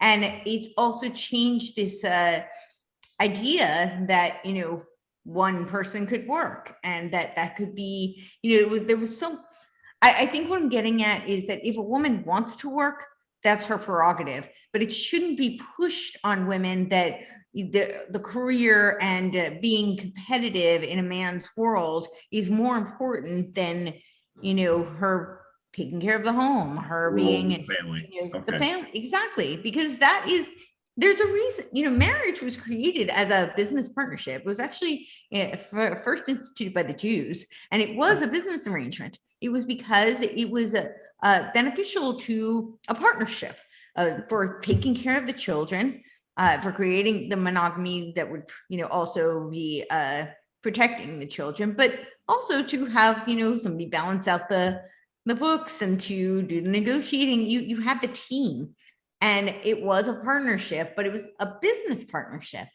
And it is still today. I mean, whether people admit that or not, it very much is. But when you now have this pressure on women that they can't serve their role, they now have to, for lack of a better way of putting it, really, I think it's just masculinized. It's defeminized and masculinized women. And it's made relationships very complicated and very difficult, because here's the thing, you can't have your cake and eat it too. The women the feminists typically who are complaining that they're not making enough, and I'll get into that whole argument why it's completely false anyway. But these women who are complaining that they want to make more, they're also complaining that the guys aren't footing the bill. It's like, well, which way do you want it? So you want to make more money than them, but then you also want them to pay the bill? Like, right? But pay the bill, you mean? Yeah, like, oh, he didn't pay for the date or whatever. He wanted to judge, or, right? Traditionally, that was part of chivalry, and that was part of courtship, that the man did pay. And I'm not saying that, once you're in a partnership that I think that changed, but courtship, that was part of courtship, that, you could expect that. And it was expected, but the man's the provider, and he was paid as such. And so with these feminists want to be paid more, it's not because they're never arguing for, equality. It's always for privilege. That's really what they argue for. And then, but they want to have the cake and eat it too. And so I've had so many, I personally, I would go out on dates and they're like, oh, I don't want to offend you by opening the door. It's like, no, that's not offensive. That's chivalry. Oh, but I'm sure you can hold the door for yourself. I'm like, yeah, I can, but I'd like to see that you want to, it's like, we're losing the polarity and the roles of men and women that allows us to be different. Yes. And equal. There's not a matter of equality. It's a matter of again, recognizing the differences and the strengths of each, and allowing them to flourish in their strengths. But that polarity is what creates attraction, and it's what it creates electricity and chemistry, whatever you want to call it. Of course. It's also what makes it work. Stay together. The checks and balances. But when you say equality, here's the thing, it's supposed to be equal opportunity. They have conflated the term equality, which they really, now they become more transparent. They say equity, but it's not equity. Right? That's not the goal. It's equal opportunity. And so, yes, men and women should have equal opportunity. But I do want to just touch on the gender gap and why it is such a fallacy. And it's because we are different. No, but it's because we're different. Because men typically, and there have been studies done on this, men typically are more interested in things, and women are typically more interested in people. And so therefore they tend to go into fields and choose jobs where their respective interests lie. So women tend to be involved in things like counseling and teaching, working with kids, things that are more nurturing and dealing with people. And men tend to go into fields that deal with things like engineering. Engineering. These things pay more. So it's not that men are paid more per se, it's that more men are doing those jobs that pay more. So not that women can't enter those fields, there are less women interested. And here's the really interesting thing: in the Scandinavian countries, they went out of their way to try and, create this equality, and it actually heightened their differences. They ended up having even more men going into STEM, even more women going into the other. So it just made it I didn't know really that. heightened. Yeah. Yeah, I mean, it's allowing people to have different strengths, and not so equality is not sameness. And I think that's where we've got the sameness thing where I actually had friends say, Zane, there's really, they're saying there's really not that much bigger difference between men and women, really. And what planet are you on? When was the last time you went on a date with a woman? Because I actually had friends who I love and care about say, there's really not that big a difference between men and women. Are you insane? Like, what are you? We have to go to counselors to help us communicate with each other. We wear different, traditionally wear different clothes. We have, there's nothing that the benefit of men and women is the polarity, is the difference. Yeah. That's what makes us attracted to each other. Yeah. And it drives, it's like curiosity of the other thing, and the challenge of the unknown and the other opposite, the challenge, the unknown, the mystery. Yeah. And you make us all the same, you've lost the mystery, you've lost the challenge, you've lost the thrill. Yeah, and nobody wins, because the reality is, nobody wins. But even if like, take the trans out of the equation, but even the trans, because they don't fully become women or men, whatever way they're transitioning. So even if the women are trying so hard to fulfill that role, they're never going to really succeed, because they're denying their being, they're denying what their strengths actually are, and they're denying their who they their are, strengths, their essence, who they were their assets, and the core, really. So that's not to say, there's some women who have strengths that are typically more common in men, and vice versa. There's a spectrum. There's a room for there's a spectrum. But I just mean in general, when you're pushing so hard to, it's contrived and it doesn't work, and then everybody loses because you're always falling short. Well, look, I can see the men are being emasculated, and it really almost vilifying very masculine, aggressive, assertive, even men for being driven, or being having a tendency towards just assertiveness, being direct, and not being passive, not being apologetic all the time, like the person apologizing to you for opening the door for you. It's like, either open the door or don't, but don't apologize for it. Like, man up. And we're seeing these, and I can see there's a struggle for young men, teenage men, 20-year-old men to become men anyway. There's already that struggle transition into the independence, the confidence, that comes with, I think everybody gets more, like, you get past age 40, there's just a different sense of calmness and being comfortable in your own skin for men and women. It's just, that is in itself sexier. Like, of course, truly, at this point in my life, I think the sexiest women on the planet are women who are over 40, who have taken care of themselves physically, mentally, emotionally, but they're over 40 because there's that confidence and that settled in their own skin, and they kind of know where they're going, they know who they are, and that confidence is on both sides is attractive. And so when we see men who are delaying, whereas before, maybe through accomplishment, through work, through overcoming obstacles. At 18, 19, 20, they were becoming men through difficulty, through challenges, and feeling that confidence. They're becoming men in their mid-20s, and by 30, say 40 years ago. Yeah. Now we have a delayed onset of manhood, if you want to call that, or confidence and settledness in their identity.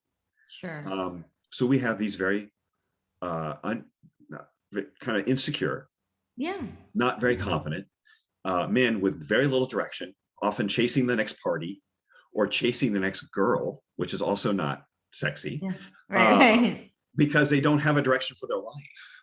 Yeah. They don't have a focus. Well, there is for the next 5 years, but not 30 years, but the next 5 years. What are you doing for the next 5 years? Like, what are you focusing on? What are you trying to do? Right. What are you trying to create? What are you trying to build? What are you hunting? And so that's where men become men, is in the hunt, in the creation, in the defending, in the building. And women see that, they can feel it. It's tactical, because you guys are so much more emotionally intelligent. It takes you about 30 seconds, and men are still trying to figure it out. For the mature woman who actually has her head together and is looking for something serious, they're going to look at that guy and go, this guy, he's not going to be a good partner. He's not going to be a good business partner. He's not going to be a good family partner. He's not going to be a good parent. He doesn't know who he is yet. Right. He doesn't know how to take on a challenge yet. He doesn't know how, he doesn't have direction yet. We do have to grow into that. And I'm speaking for myself. It took me, I'm a late bloomer. I mean, it took me a while to get there, and it's a struggle, and there's a place for that. There's a place for that growth. And I think we can facilitate that. But at the same time, I think the culture now, like you said, feminism, current politics, it's soft, apologetic men who defer, who avoid conflict, unless it's or avoid, they're afraid of cancel, they're afraid of speaking their mind. Right. And when we have a very outspoken, masculine, confident guy, they are derided, they are vilified, they are called toxic, or something else. Let's find something else to tear them down, to make them look like, racist, whatever you want to call it. We have labels going out to make men, and it makes men apprehensive about moving into that role when there already is enough of a challenge to get there, where you can be effective in your masculinity.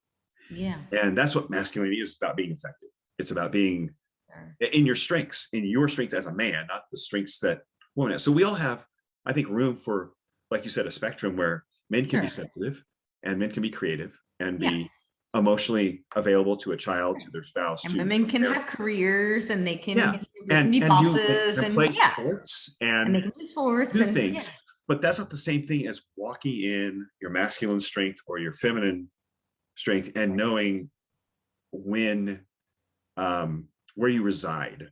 Exactly. Yeah. Where you reside emotionally. And that's just it. Even like, I remember they were vilifying, they're saying like women can't be bosses because then everybody thinks they're bitchy and whatnot. And no, it's not that. It's that women, even when they are successful bosses, they handle that role very differently than a man would.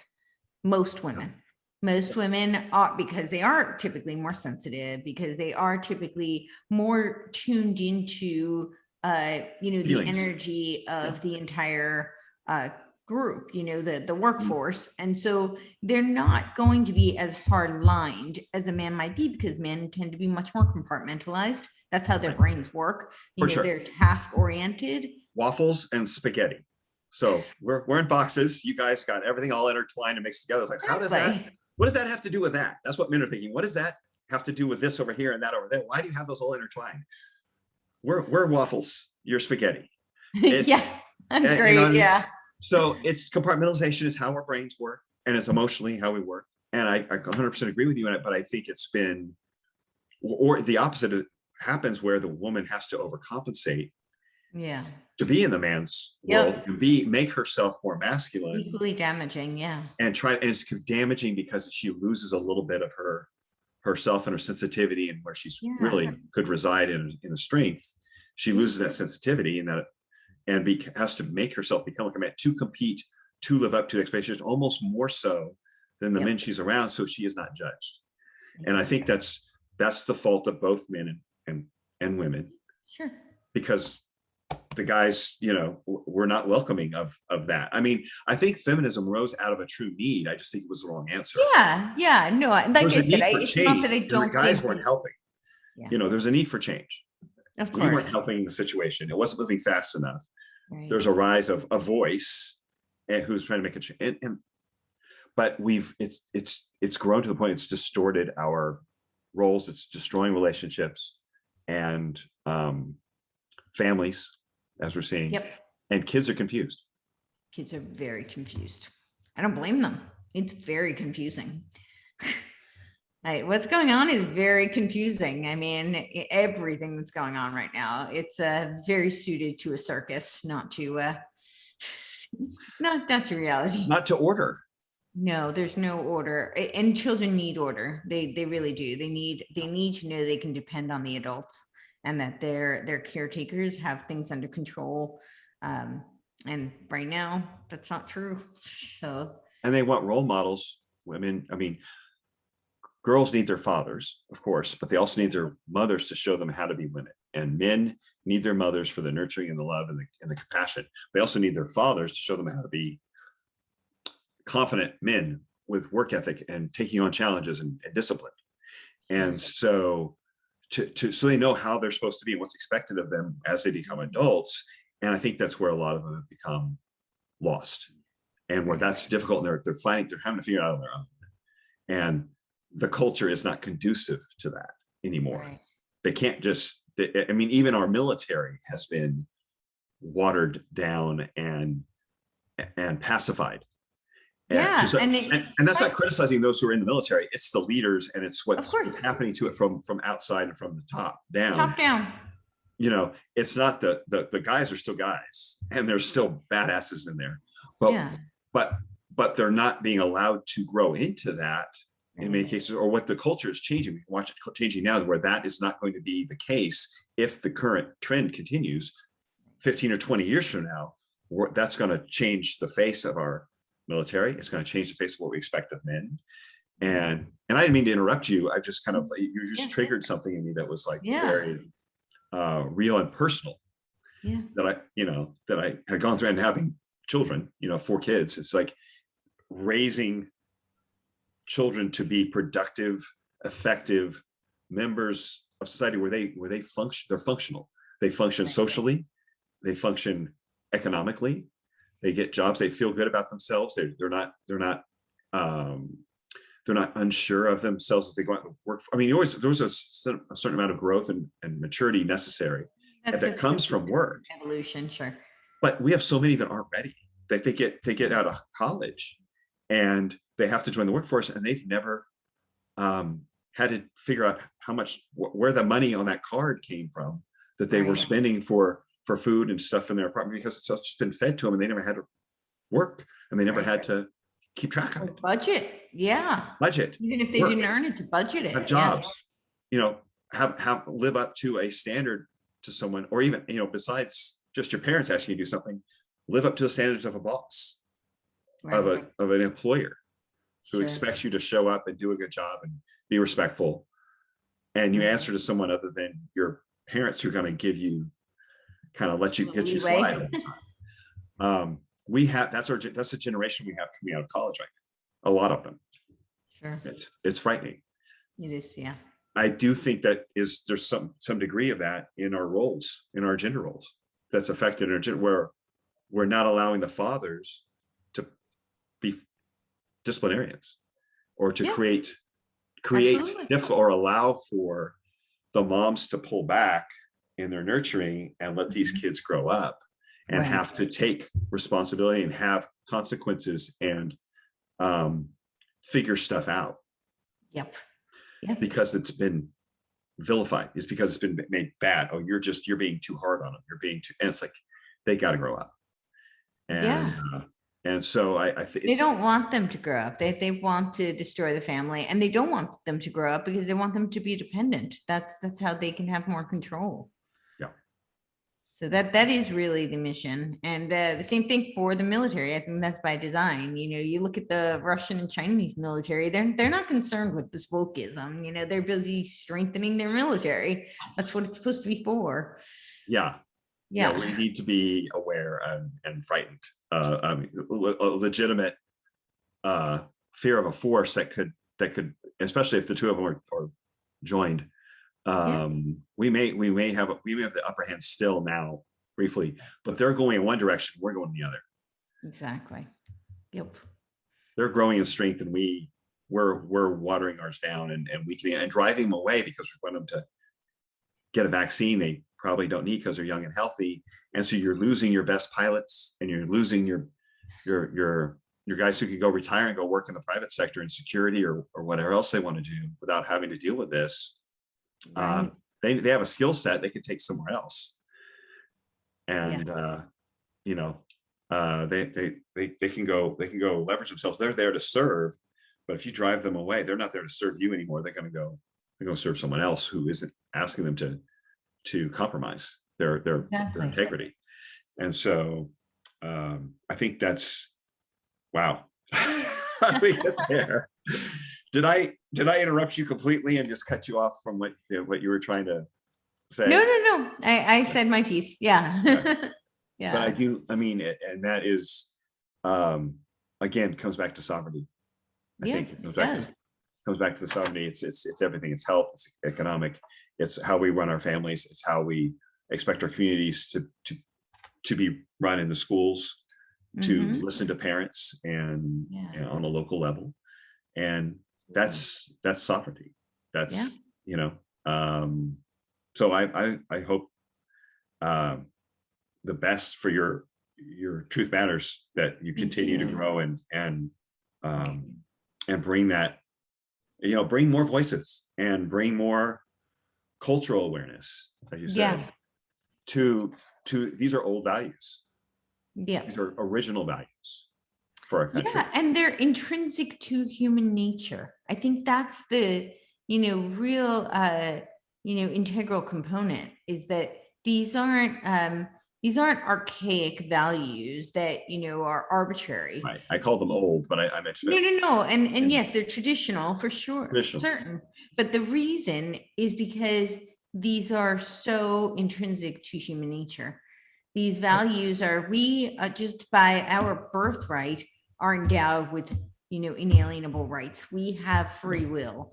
We have the right to life, liberty, property, pursuit of happiness. Property.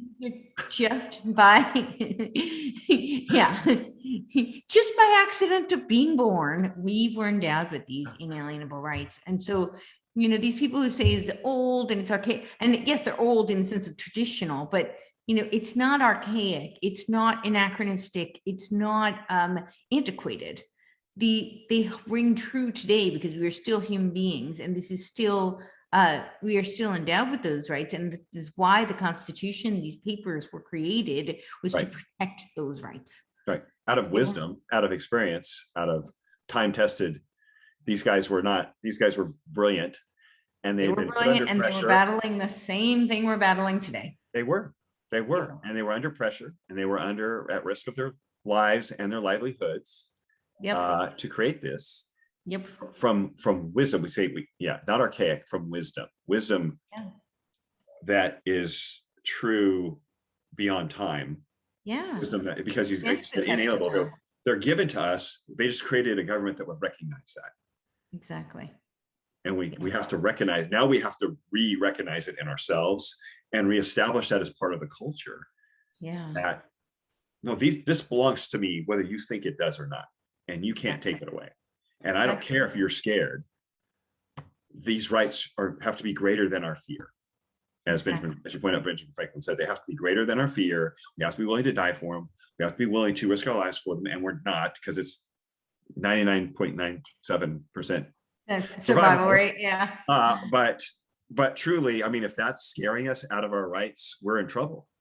We've got to awaken these cultural rights, or you're going to lose, like we've talked, what you have the right to eat. They're trying to reduce how much meat. I mean, there's some coming out with some global authority trying to tell you, 3 ounces a day of meat. Oh my gosh, that's my first bite, So that's, we no one should be telling us what we're supposed to, like regulating how much meat I buy, or how much, regulating which medications I take. Right. Or you take, or regulating where we live, how I live, how our house is outfitted for either solar energy or, I mean, this is going that direction where we have every aspect of our lives being regulated. Yeah. And so then again, our health will belong to the government. Our personal economy will belong to the government, much more so. Yeah, you'll own nothing and be happy. Own nothing and be happy. Either a corporation will own it, or the government will be regulating, managing it. Right. Yeah. So please keep going. This is what Klaus Schwab says. You'll own nothing and you be happy. Yes. You own nothing, be happy, and then we will tear everything down and build it back better. By happy, they mean well medicated, probably. Yeah, well medicated and numbed out. Numbed, yeah. Numbed out on something, medicated. or whatever. robotic. Let's just make it all available and make those essential and take away. So yes, please continue, bring forth the cultural revolution that we need, because it's funny that the conservative side is now the revolution. Yeah, we are the counterculture. Who'd have thought that would happen? We gotta and we've got enough globalists in both parties. Yes. That we need to clean house completely. Oh yeah. And come back to a populist-based, nation-based self-governance. Get rid of the populace. By the people, for the people. Yeah, get rid of the old guys in the gray suits, who are saying they're conservative, but are acting or shoveling our rights off to a global entity, and selling them off to a global entity, and become, like you said, for the people. But that is a cultural, to get the young people. We've got to get the young people. It's this cultural change, and we have to make it like what Candace Owens is doing. She's reaching young people. She's reaching people with just common sense talk. So you guys, again, another media company, reaching people culturally, awakening, having the conversation, whatever medium we can get going, and making it okay to talk about again. And so we're not afraid to talk about it, and not afraid to express. It's become so taboo because that's a way of silencing people. I talk about this all the time, that the conspiracy theory term, but it was actually weaponized in 1957 by the CIA to avert attention to the Warren Commission. It's document 1035-960. Wow. So there's an actual document that they were specifically trying to shut down the conversation. So this isn't to defend, the Warren Commission, or, this is not even it had nothing to do with whether that was valid. It's just they weaponized the term in order to shut down the conversation. And that's what we're seeing right now. Completely. Yeah. And that's the big thing about the US. What part of our culture was supposed to be: we have conversations, we talk about it, we discourse, we have arguments, and then we figure out how we make it work. Exactly. And when that's shut down, that's the First Amendment, right? First Amendment. Yes. And that is science, right? What did Richard Feynman say? That there are many questions that cannot be answered, but there are no answers that cannot be questions. Right? Right. And that's science. We're always asking questions, and that's how we prove things. And then those things that were once thought to be fact may prove to be wrong. Right. And that is how the scientific method works. Science is a method. It's a series of inquiries and a process, testing hypotheses, putting forth and then testing the hypothesis. That's what science is. So this whole narrative that, you have to trust the science. Science isn't an end goal. It's not it's not settled. It's never settled. It's always progressing. Exactly. Yeah. So that's the first rule of science, is that nothing is proven. Right. Right. Yes. Wow. So Awesome. Courtney, thank you so much for your time, for coming on here, and for hitting the gamut. I wanted to hit the gamut with you because you have such a broad,